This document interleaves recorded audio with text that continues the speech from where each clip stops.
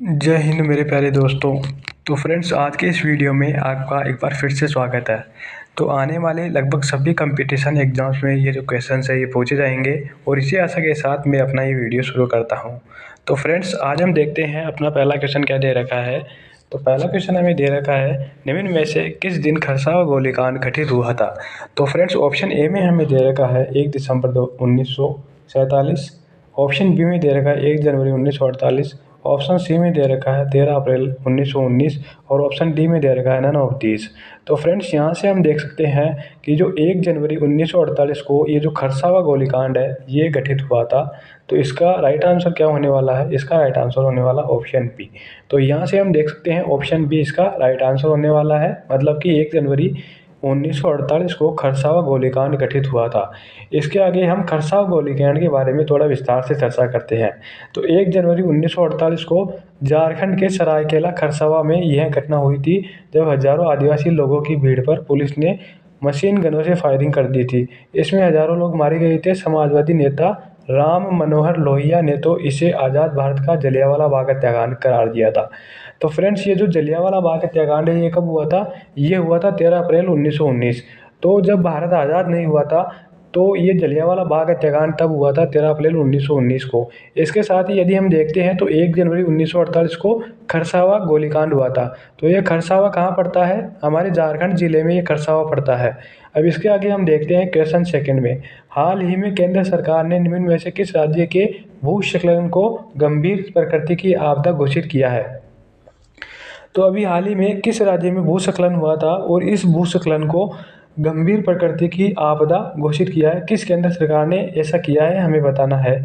Option A में हमें दे रखा है उत्तराखंड में, ऑप्शन बी में दे रखा है राजस्थान में, ऑप्शन सी में दे रखा है केरल में और ऑप्शन डी में हमें दे रखा है तमिलनाडु में। तो फ्रेंड्स, यहाँ से हम देख सकते हैं कि जो ऑप्शन सी है ये अपना राइट आंसर होने वाला है। मतलब कि जो केरल है, इस केरल के राज्य में अभी हाल ही में भूस्खलन हुआ होगा। तो इस भूस्खलन को गंभीर प्रकृति की आपदा घोषित किया है।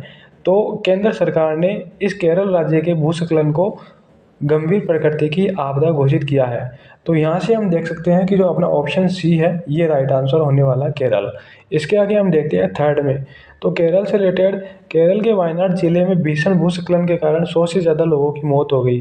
तो इस दुर्घटना को मद्देनजर रखते हुए केंद्र सरकार ने केरल के भूस्खलन को गंभीर प्रकृति की आपदा घोषित किया है।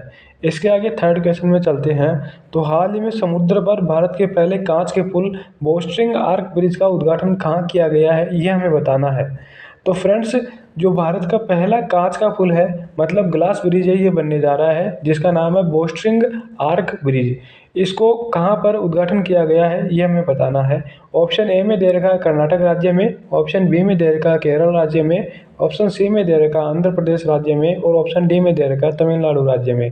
तो फ्रेंड्स, यहाँ से हम देख सकते हैं कि जो अपना राइट आंसर है ये क्या होने वाला है? ऑप्शन डी अपना राइट आंसर है, तमिलनाडु अपना राइट आंसर होने वाला है। तो इस प्रकार तमिलनाडु राज्य में भारत का पहला बोस्टरिंग आर्क ब्रिज, जो कि ग्लास से बनेगा, कांच से बनेगा, ये भारत का पहला ग्लास पुल बनने जा रहा है।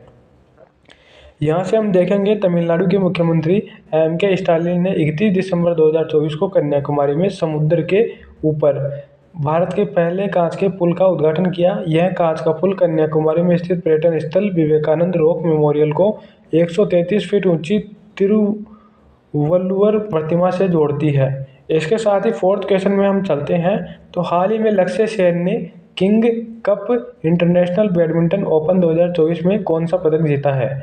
तो फ्रेंड्स, ये जो king cup international badminton open 2024 है ये अभी हाल ही में खेला गया है और इसमें जो भारत के लक्ष्य सेन है इन्होंने कौन सा पदक जीता है ये हमें बताना है। ऑप्शन ए में हमें दे रखा है स्वर्ण पदक, ऑप्शन बी में हमें दे रखा है कांस्य पदक, ऑप्शन सी में हमें दे रखा है रजत पदक और ऑप्शन डी में हमें दे रखा है इनमें से कोई नहीं। तो फ्रेंड्स, ये जो लक्ष्य सेन है इन्होंने ब्रॉन्ज मेडल जीता है। तो इस प्रकार हम कह सकते हैं कि जो अपना ऑप्शन बी है ये राइट आंसर होने वाला कांस्य पदक। इसके आगे हम चलते हैं ब्रॉन्ज मेडल। तो इसके आगे फिफ्थ क्वेश्चन में चलते हैं। हाल ही में भारत में चीन सीमा पर कहाँ छत्रपति शिवाजी महाराज की प्रतिमा का अनावरण किया गया है ये हमें बताना है। तो ये जो भारत और चीन की जो सीमा है, बॉर्डर है, इस बॉर्डर के ऊपर अभी हाल ही में जो छत्रपति शिवाजी महाराज है इनकी प्रतिमा का, इनकी मूर्ति का अनावरण किया गया है। तो किस राज्य में ऐसा किया गया है ये हमें बताना है। ऑप्शन ए में हमें दे रखा है हिमाचल में, ऑप्शन बी में दे रखा है लद्दाख में, ऑप्शन सी में अरुणाचल प्रदेश में और ऑप्शन डी में उत्तराखंड में। तो अपना जो राइट आंसर है ये कौन सा होने वाला है? अपना राइट आंसर होने वाला है लद्दाख, मतलब ऑप्शन बी अपना राइट आंसर होने वाला है।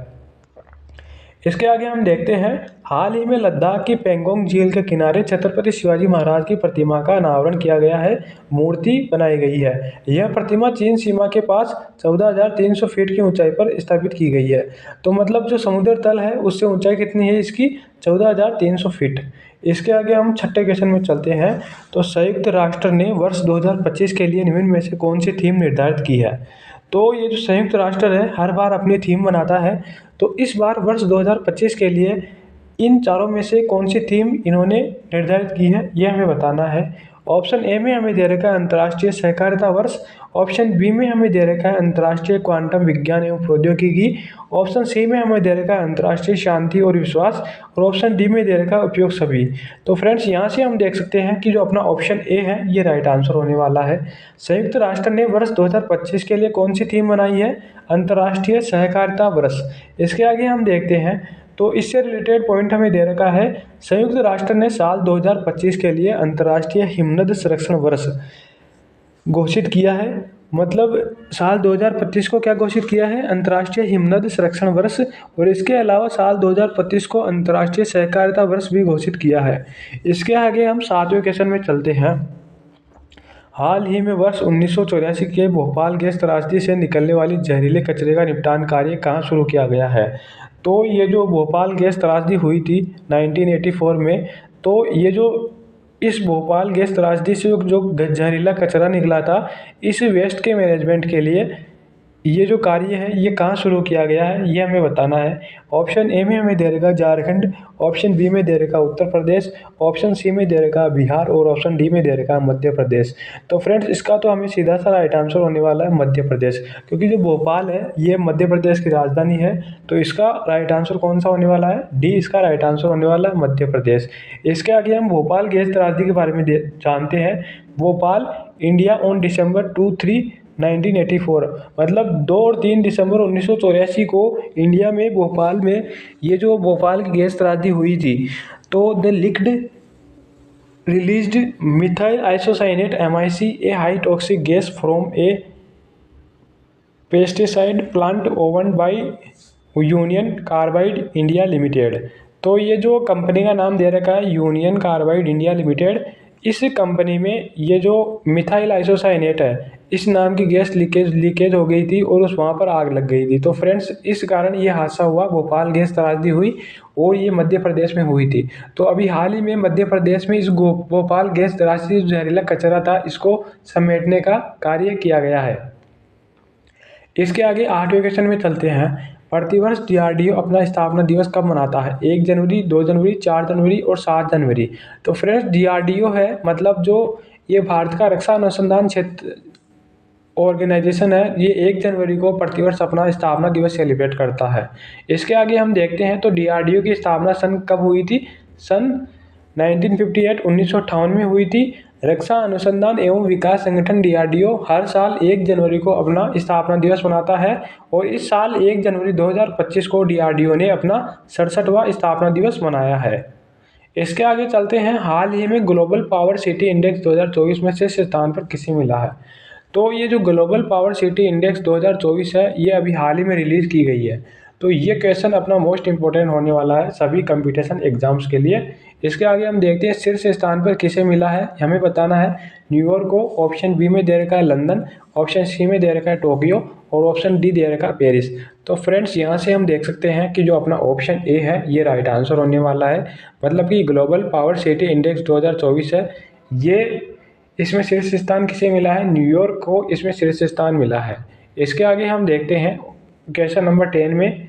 तो GPCI 2024 है, अभी हाल ही में लॉन्च की गई, में लंदन ने अपना पहला स्थान बरकरार रखा, उसके बाद न्यूयॉर्क, टोक्यो, पेरिस और सिंगापुर का स्थान रहा। तो फ्रेंड्स ये जो ऑप्शन है ये गलत दे रखा है, न्यूयॉर्क नहीं होगा। GPCI मतलब ग्लोबल पावर सिटी इंडेक्स 2024 में लंदन ने पहला स्थान प्राप्त किया है, इसके बाद न्यूयॉर्क, टोक्यो, पेरिस और सिंगापुर ने स्थान प्राप्त किए हैं। इसके आगे हम चलते हैं तो वर्ष 2025 में और इसके बाद जन्म लेने वाले बच्चों की नई पीढ़ी को क्या नाम दिया गया है, यह हमें बताना है। तो फ्रेंड्स, ये जो 2025 में और इसके बाद में जो जन्म लेने वाले बच्चे हैं, इनकी जो नई पीढ़ी बनेगी, इस पीढ़ी को क्या नाम दिया गया है, यह हमें बताना है। ऑप्शन ए में हमें दे रखा है ऑपरेशन जेड, ऑप्शन बी में दे रखा है जनरेशन बीटा, ऑप्शन सी में दे रखा है जनरेशन अल्फा और ऑप्शन डी में दे रखा है जनरेशन एक्स। तो फ्रेंड्स, यहाँ से हम देख सकते हैं कि जो जनरेशन बीटा है ये अपना राइट आंसर होने वाला है। मतलब कि जो 2025 में जन्मे बच्चों और इसके बाद में जन्म लेने वाले बच्चों के जो पीढ़ी है, इसको क्या नाम दिया जाएगा, जनरेशन बीटा। अब इसके आगे इससे रिलेटेड पॉइंट हम देखते हैं। साल 2025 से पैदा होने वाली जो पीढ़ी है उसको हम जनरेशन बीटा कहा जा रहा है। यह नाम इसलिए रखा गया है क्योंकि इससे पहले वाली जो जनरेशन थी उसका नाम क्या था, अल्फा। तो अल्फा के बाद में क्या हो गई, बीटा हो गई। तो इसके बाद में जो पीढ़ी आएगी उसका नाम हम क्या दे देंगे, उसका नाम फ्रेंड्स मेरे हिसाब से अल्फा, बीटा और गामा दे दिया जाएगा। तो इस प्रकार फ्रेंड्स आज का ये वीडियो इतना ही है। वीडियो अच्छा लगा हो तो लाइक करें, इसके साथ ही फ्रेंड्स शेयर और सब्सक्राइब जरूर करें। थैंक यू फ्रेंड्स, जय हिंद।